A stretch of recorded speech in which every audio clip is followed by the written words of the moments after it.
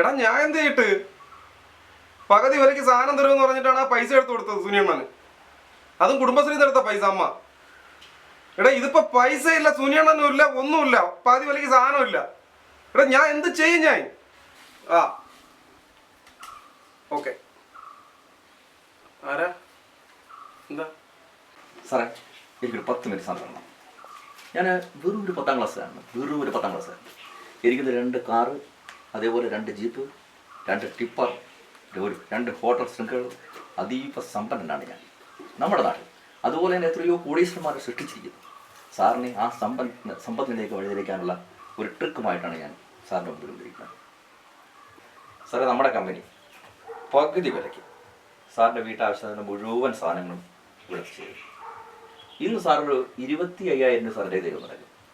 മറ്റന്നാൾ 50,000 രൂപ വരെയുള്ള സാറിൻ്റെ വീട്ടാവശ്യത്തിന് മുഴുവൻ സാധനങ്ങളും ഉറപ്പായിട്ട് ചെയ്യും. എന്താ നിങ്ങളുടെ കമ്പനിയുടെ പേരെന്ന് പറഞ്ഞത്? നമ്മുടെ കമ്പനിയുടെ പേര് പൂർ ആൻഡ് റിച്ച്.